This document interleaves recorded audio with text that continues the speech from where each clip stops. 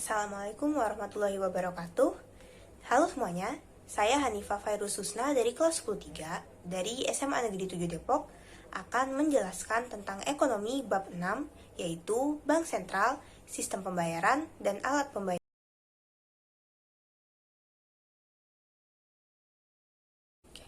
Pertama-tama kita akan membahas subbab A, yaitu Bank Sentral. Nah, Bank Sentral adalah sebuah badan keuangan yang umumnya dimiliki oleh pemerintah suatu negara. Tugasnya yaitu mengatur kestabilan badan-badan keuangan, menjamin agar kegiatan tersebut menciptakan tingkat keekonomian yang tinggi dan stabil, serta bertujuan untuk menjaga stabilitas sistem moneter dan stabilitas sistem keuangan. Berdasarkan pengertian tadi, tugas dari Bank Sentral ada dua. Yang pertama, menetapkan dan melaksanakan kebijakan moneter.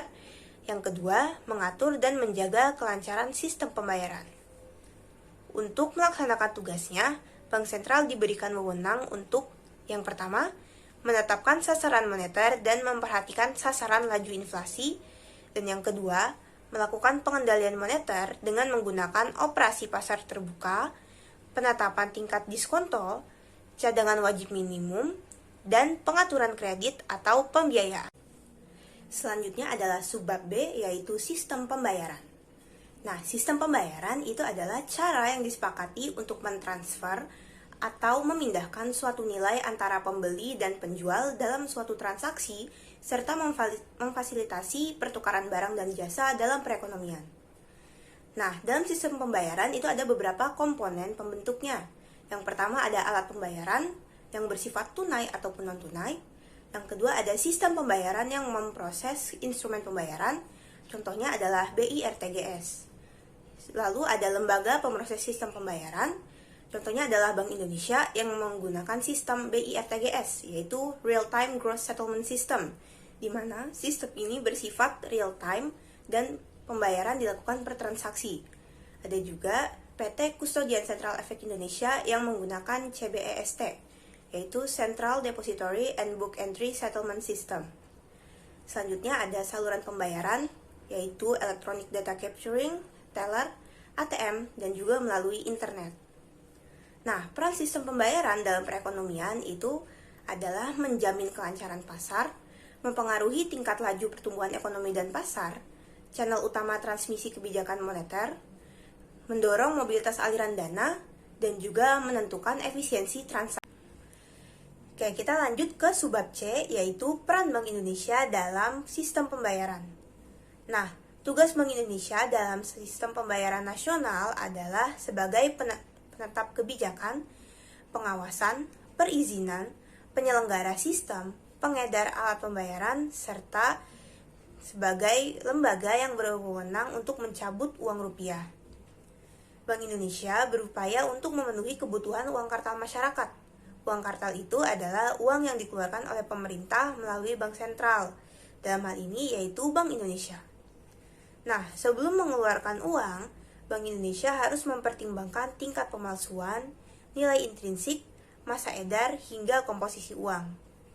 Setelah uang dicetak pun, Bank Indonesia tetap harus menjaga kualitas uang.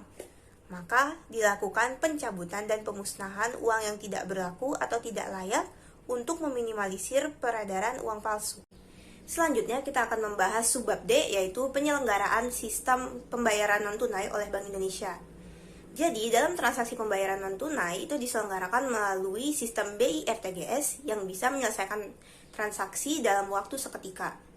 BIRTGS ini berperan penting untuk memproses transaksi pembayaran yang termasuk High Value Payment System atau transaksi yang bernilai lebih dari 100 juta dan bersifat segera. Manfaat dari sistem BIRTGS ini yang pertama, meningkatkan kepastian penyelesaian akhir setiap transaksi. Yang kedua, sebagai sarana transfer antar bank yang aman dan efisien. Yang ketiga, meningkatkan efektivitas pengelolaan dana.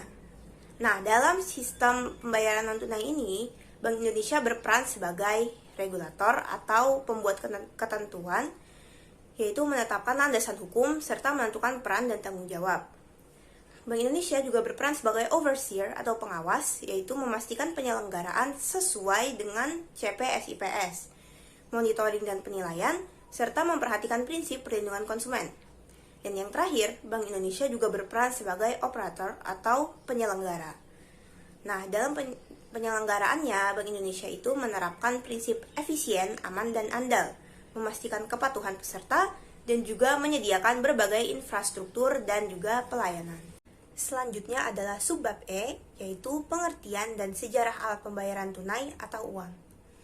Nah, pengertian dari uang sendiri adalah suatu barang yang mempunyai ciri dapat diterima umum, digunakan sebagai alat tukar, dan dapat digunakan sebagai alat pembayaran.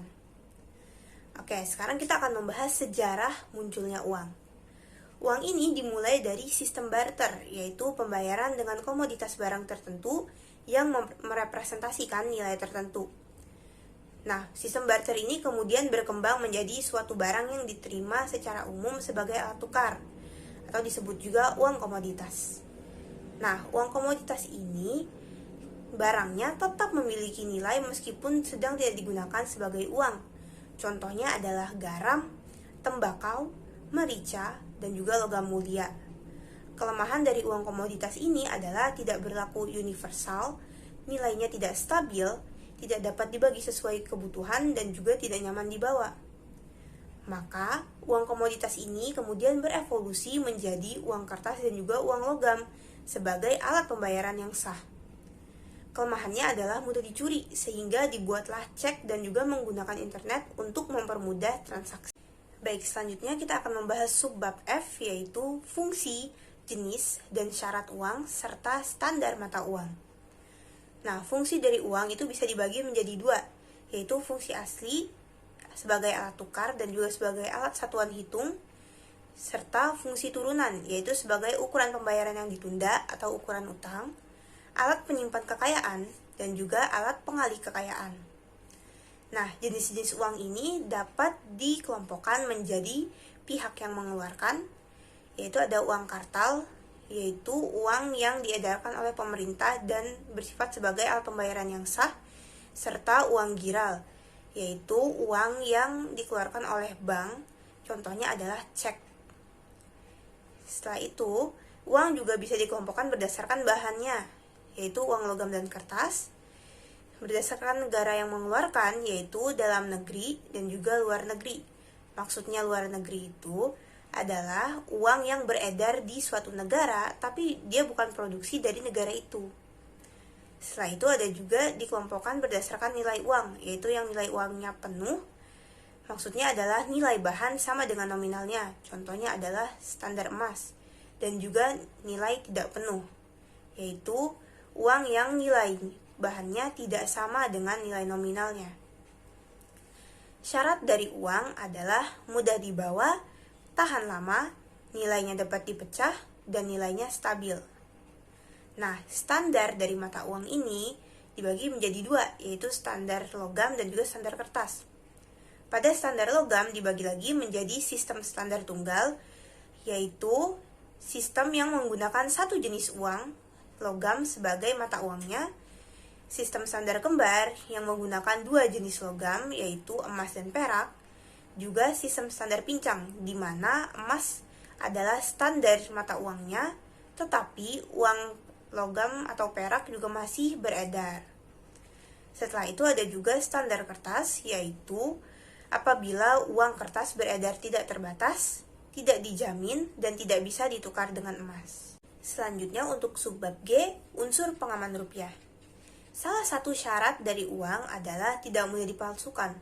Maka dari itu diperlukan adanya unsur pengaman agar uang ini sulit untuk dipalsukan.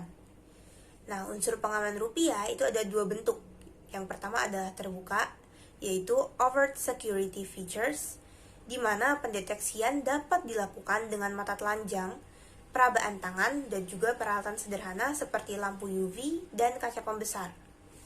Yang kedua itu ada bentuk tidak terbuka atau covert security features, di mana pendeteksian ini hanya dapat dilakukan menggunakan mesin khusus. Dalam pemilihan unsur pengaman, ada dua hal yang diperhatikan. Yang pertama, semakin besar pecahan, semakin kompleks unsur pengamannya. Dan yang kedua, pemilihan unsur pengaman didasarkan pada hasil penelitian dan perkembangan teknologi. Nah, sulit atau tidaknya uang dipalsukan ini tidak hanya dari unsur pengamannya, melainkan juga dari desain gambar, warna, dan juga teknik cetak. Oke, kita lanjut ke subbab H, yaitu sistem moneter. Sistem moneter atau sistem kurs yang pernah digunakan oleh negara-negara di dunia itu ada 4, yaitu standar emas, sistem kurs tetap dan terkendali, sistem kurs mengambang bebas, dan juga sistem kurs mengambang terkendali. Oke, kita mulai dari standar emas. Nah, pada sistem ini, emas adalah mata uang seluruh dunia tanpa perbedaan kurs. Keunggulannya adalah satu standar umum sehingga kurs stabil. Kekurangannya tidak mampu berkembang secepat perkembangan ekonomi. Oke, yang kedua itu sistem kurs tetap dan terkendali, di mana emas dan dolar Amerika Serikat menjadi standar dari sistem moneter dengan tingkat bunga tetap. Keunggulannya adalah mengurangi perubahan kurs terhadap dolar, namun kekurangannya adalah Amerika Serikat bisa kehilangan cadangan emas untuk menjaga kestabilan nilai tukar. Oke. Sistem yang ketiga adalah sistem kurs mengambang bebas, yaitu kurs diserahkan sepenuhnya pada mekanisme pasar tanpa ada campur tangan sedikit pun dari pemerintah. Keunggulan dari sistem ini adalah kurs sekaligus mencerminkan keadaan ekonomi dan juga pemerintah tidak perlu turun tangan untuk memakai devisa. Nah, tapi kekurangan dari sistem ini adalah kurs di negara yang mengalami krisis ekonomi akan semakin jatuh karena tidak ada intervensi. Sistem kurs yang keempat adalah sistem kurs mengambang terkendali. Nah, kurs ini tetap mengambang atau diserahkan pada mekanisme pasar, namun pemerintah melakukan intervensi melalui bank sentral untuk mencegah terjadinya fluktuasi kurs yang terlalu besar. Keunggulannya adalah sistem ini merupakan penyempurnaan dari sistem kurs mengambang bebas, maka lebih mudah untuk menghindari inflasi. Namun kekurangannya adalah cadangan devisa dapat berkurang bahkan habis jika intervensi pemerintah tidak tepat. Oke, kita lanjut ke subbab I, yaitu pengelolaan uang rupiah oleh Bank Indonesia. Nah, dalam melaksanakan tugasnya untuk mengatur dan menjaga kelancaran sistem pembayaran, Bank Indonesia berwenang untuk melakukan pengelolaan yang meliputi perencanaan, pencetakan, pengeluaran, pengedaran, pencabutan dan penarikan, serta pemusnahan uang rupiah. Bank Indonesia juga menetapkan ciri uang kertas dan juga uang logam. Nah, ciri umum uang kertas itu adalah mempunyai gambar lambang negara, frasa Negara Kesatuan Republik Indonesia, frasa Bank Indonesia, mempunyai sebutan pecahan dalam angka dan huruf, ada tanda tangan pemerintah dan juga Bank Indonesia, mempunyai nomor seri pecahan, ada tahun emisi, dan juga mempunyai teks yang bertuliskan, dengan rahmat Tuhan Yang Maha Esa, Negara Kesatuan Republik Indonesia mengeluarkan rupiah sebagai alat pembayaran yang sah dengan nilai. Setelah itu, ciri umum uang logam adalah mempunyai gambar lambang negara, frasa Bank Indonesia, sebutan pecahan dalam angka, dan juga tahun. Oke, baik, kita akan membahas subbab J, yaitu pengelolaan keuangan negara. Nah, pengelolaan keuangan negara itu dapat dilihat dari anggaran pendapatan dan belanja negara atau APBN, dan juga anggaran pendapatan dan belanja daerah. Definisi keuangan negara sendiri sudah dijelaskan dalam pasal 1 ayat 1 Undang-Undang Nomor 17 Tahun 2003 tentang Keuangan Negara, yang menyatakan bahwa keuangan negara adalah semua hak dan kewajiban negara yang dapat dinilai dengan uang, serta segala sesuatu baik berupa uang maupun berupa barang yang dapat dijadikan milik negara berhubung dengan pelaksanaan hak dan kewajiban tersebut. Dalam pengelolaan keuangan negara, Presiden memegang kekuasaan pengelolaan sebagai bagian dari kekuasaan pemerintah. Pemerintah mengajukan APBN dan akan ditetapkan oleh DPR menggunakan undang-undang. Nah, pengelolaan oleh Badan Pemeriksa Keuangan itu harus transparan, profesional, terukur, dan juga bertanggung jawab. Oke, kita sampai pada bahasan terakhir di bab 6 ini, yaitu subbab K, alat pembayaran non-tunai. Nah, transaksi non-tunai ini secara umum dapat diartikan sebagai metode pembayaran atas suatu barang atau jasa yang tidak melibatkan pertukaran uang tunai.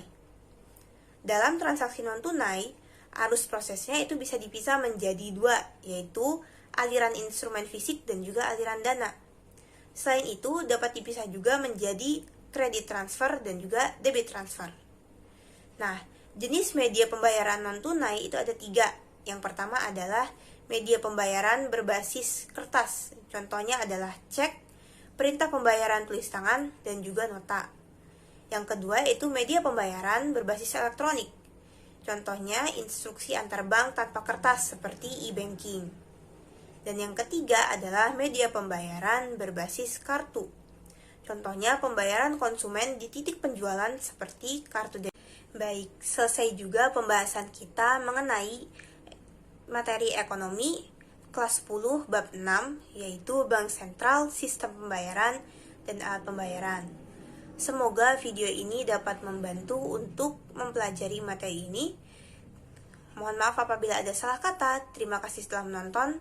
Wassalamualaikum warahmatullahi wabarakatuh.